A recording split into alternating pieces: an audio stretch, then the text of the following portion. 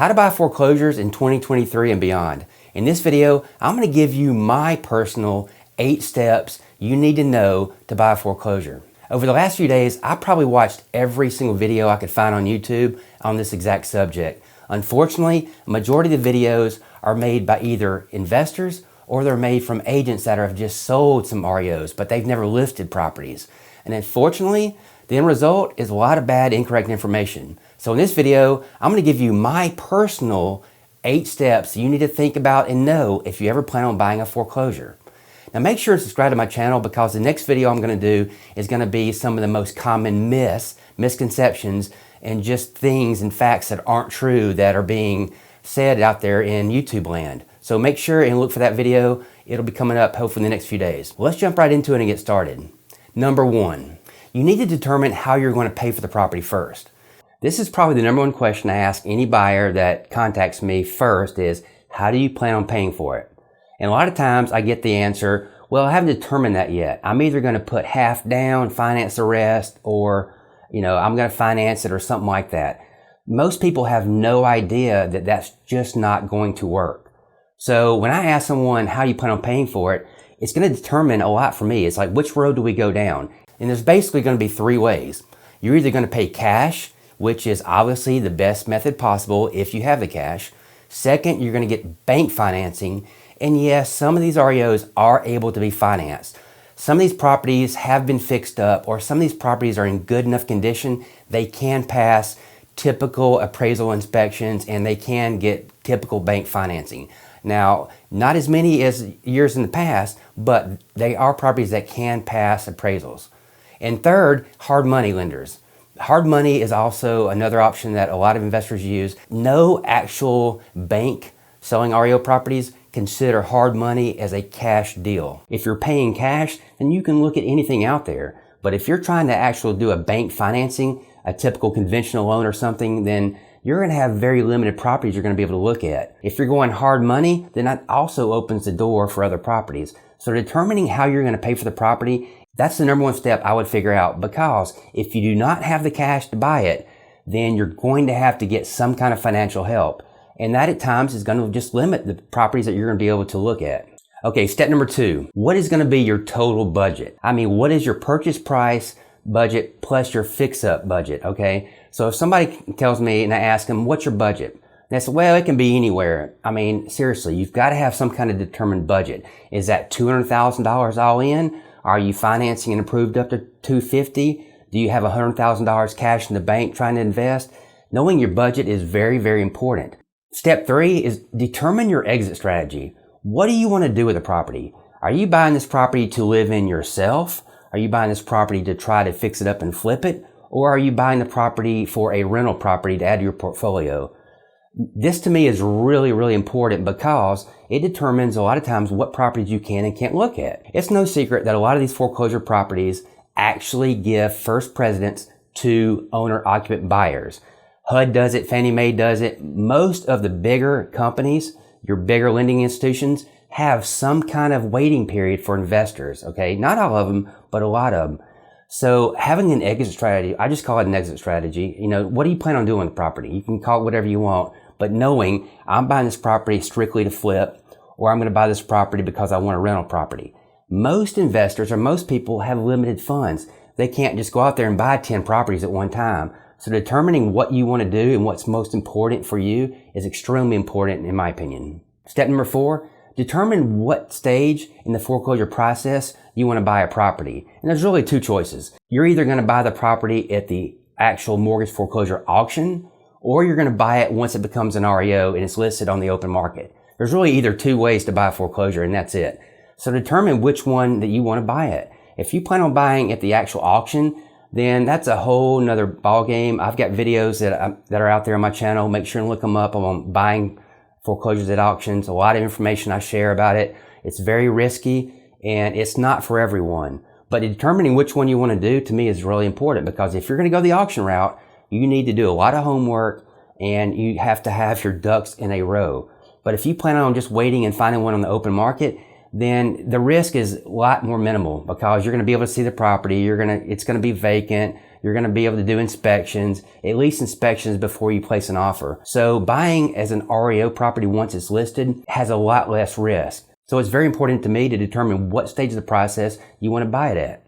Auction or REO. Step number 5, you need to determine, are you going to be using a buyer's agent exclusively? Are you using an agent to find the properties for you? Are you using the agent to put in your offers? Or are you planning on going directly to the actual listing broker? Okay, up to this point, all the other steps have been fairly easy. It's basically just making some really important decisions. But step number 6 is by far going to be the hardest step of the entire process, and that's finding the properties.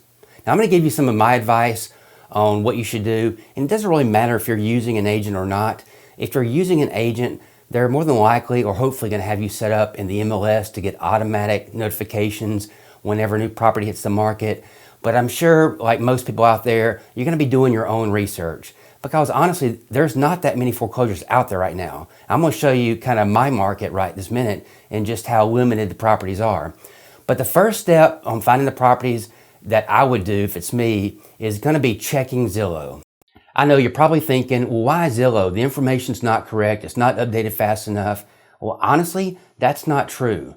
You've heard me say before that 90+% of all the foreclosures, once the bank gets them back, they're going to be on the MLS at some point. Even if it's a HUD FHA foreclosure and you find it on HUDHomestore.com, there's still an agent that's listing that property on the local MLS. Once a property hits MLS, it's going to be syndicated to Zillow within 2 hours. It updates very quickly. I mean, it updates a lot quicker than most people think. And I've heard agents say before that you can't rely on it because they don't update it fast enough. That's not true. I'll give you 2 hours on a new listing and it's up there live on Zillow. So I've got Zillow pulled up, and what I'm doing, I'm showing you 2 counties here in Northwest Florida, Escambia and Santa Rosa counties. Okay, now I'm only searching for foreclosures only.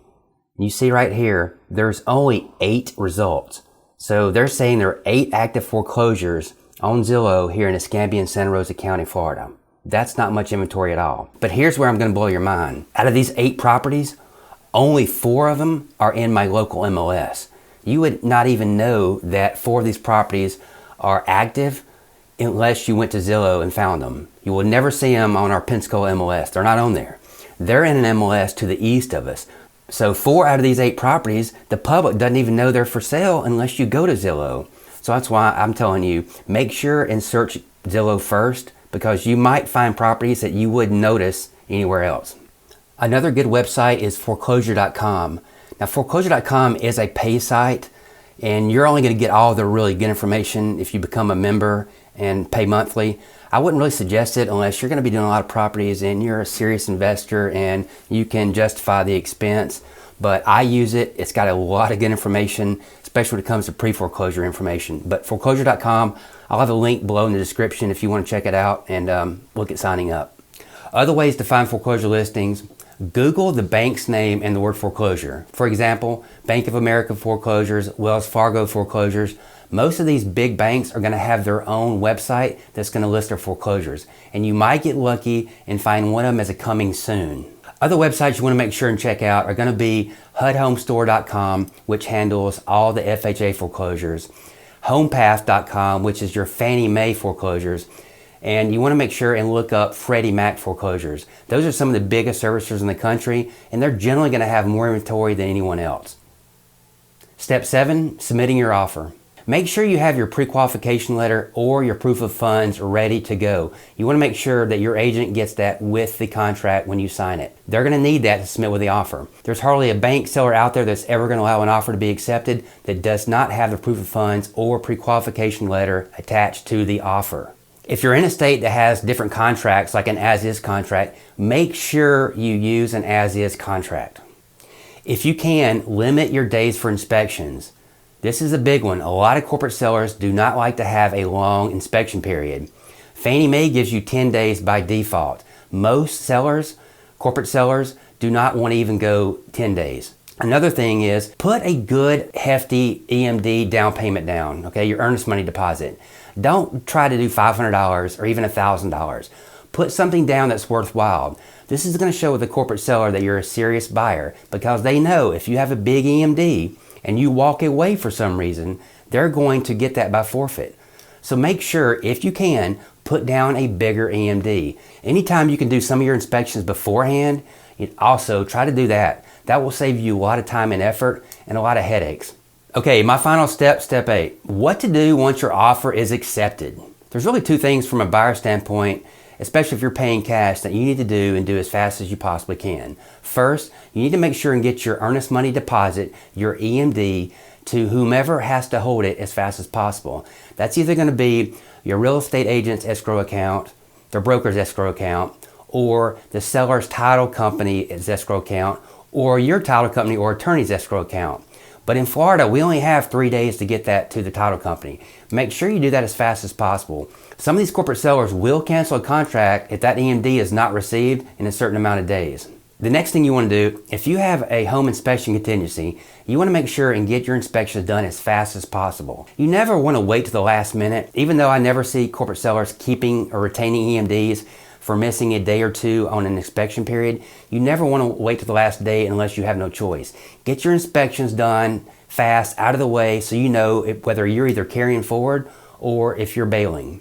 One thing I can tell you, most corporate sellers really frown upon a buyer coming back and trying to renegotiate once they get an inspection done. Remember, these are as-is deals, and most corporate sellers are not going to negotiate. I do know and have seen this done quite often where some people will bid very, very high, knowing they're never going to pay that much. They just want to get it under contract, then they want to use inspections to get the price down. That does not work, and all it's going to do is really piss off a lot of people, including the corporate seller. Well, that'll do it for this video. My 8 steps on how to buy a foreclosure. Hope you found the video entertaining, informational. If you have any questions, please leave them below in the comments. I'll be glad to answer. If I can help anyone out there, it doesn't matter where you live in the country, even though some of our foreclosure laws are different, I can definitely help. I'll be glad to answer any questions I can. So hit me up. If you haven't already, make sure you hit the subscribe button. I really would appreciate it. And as always, have a great day.